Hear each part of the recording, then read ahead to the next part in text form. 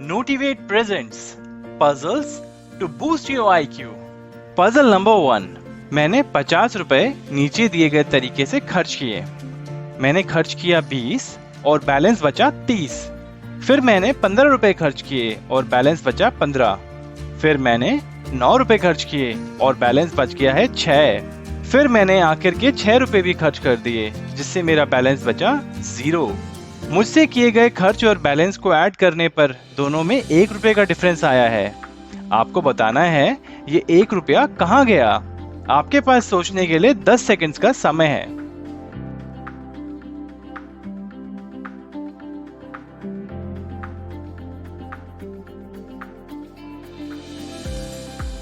और इसका सॉल्यूशन है कि यहाँ बैलेंस वैल्यूज को ऐड करना और उसको स्पेंड वैल्यू के सम के इक्वल मान लेना ही सबसे बड़ी गलती है। इस पजल में स्पेंड वैल्यू इस तरह से चुनी गई है कि देखने वालों को ऐसा भ्रम हो कि स्पेंड और बैलेंस वैल्यूज का सम इक्वल होना चाहिए, जो कि बिल्कुल गलत है। पजल नंबर 2, 2 भाई देर रात एक हॉरर मूवी देख रहे थे। तभी उनमें से एक भाई की आंख लग जाती है और वो सपने में देखता है कि वही मूवी वाला ज़ॉम्बी उसको मारने के लिए उसका पीछा कर रहा था। सपने में वो एक कबर्ड में छुप जाता है। कबर्ड के अंदर उसके दिल की धड़कने की आवाज के अलावा कोई और आवाज नहीं आ रही थी। उसको नहीं पता था कि ज़ॉम्बी कहाँ है। वो बहुत ज्यादा डरा हुआ था। तभी मूवी खत्म हो जाती है और उसका बड़ा भाई उसको उठाने के लिए उसके कंधे पे अपना हाथ रखता है। उस टेंस मोमेंट पे छोटे भाई को इतना गहरा सदमा लगता है कि उसकी वहीं हार्ट अटैक से मृत्यु हो जाती है। आपको यह पता लगाना है कि ये बात सच है या सिर्फ एक झूठ।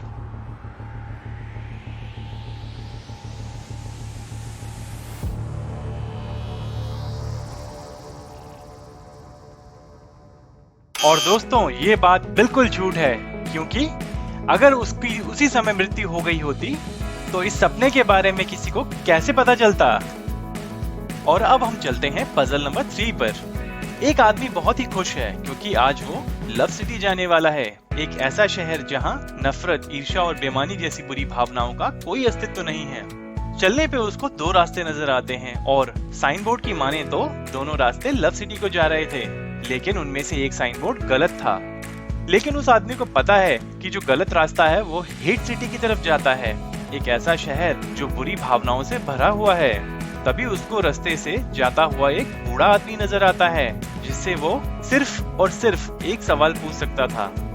मुश्किल ये है कि उस आदमी को पता नहीं था कि वो बूढ़ा आदमी लव सिटी से था या हेट सिटी से, क्योंकि अगर वो हेट सिटी से है तो वो उसके हर सवाल का जवाब झूठा ही देगा, और दूसरी तरफ अगर वो लव सिटी से है तो वो उसका जवाब बिल्कुल सच देगा।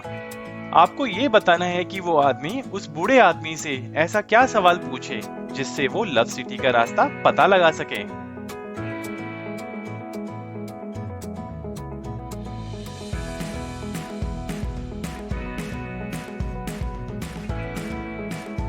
और इसका आंसर बहुत ही सिंपल है। उसको बस बूढ़े आदमी से इतना पूछना है कि तुम्हारी सिटी का रास्ता कौन सा है, और जो भी रास्ता बताए उसी रास्ते पर चलना है।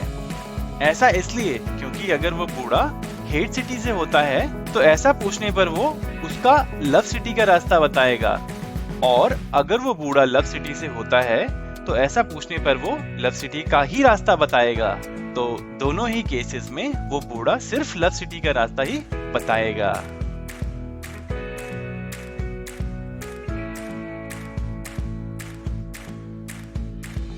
एम्पायर स्टेट बिल्डिंग के अंदर एक प्रेस्टिजियस कंपनी के इंटरव्यू में पूछा गया कि अगर हम एम्पायर स्टेट बिल्डिंग की हाइट तक एक कॉइन्स का स्टैक लगाएं तो क्या वो कॉइन्स का स्टैक एक नॉर्मल साइज रूम में फिट हो पाएगा या नहीं।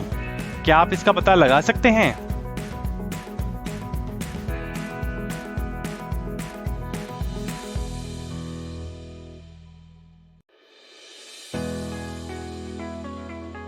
और इसका आंसर जानने के लिए चलिए एक छोटी सी कैलकुलेशन करते हैं। एम्पायर स्टेट बिल्डिंग में टोटल 102 फ्लोर्स हैं। इजी कैलकुलेशन के लिए हम इसको 100 मान लेते हैं। अब अगर हमारे पास 100 फ्लोर्स की हाइट तक एक कॉइन का स्टैक है तो उसको हम 10 बाय 10 की मैट्रिक्स में इजीली डिवाइड कर सकते हैं और 10 बाय 10 की मैट्रिक्स की फॉर्म में कॉइन्स को एक नॉर्मल साइज रूम में रखना कोई बड़ी बात नहीं है, इसलिए इसका जवाब हाँ है।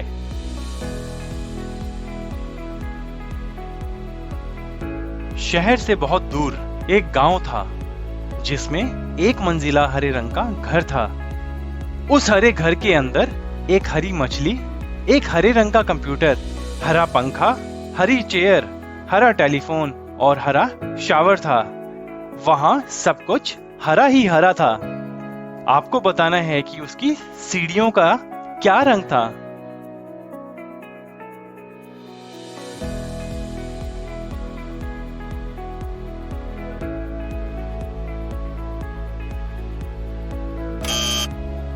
और इसका जवाब है कि वहां कोई सीढ़ियां थी ही नहीं, क्योंकि वो एक मंजिला घर था।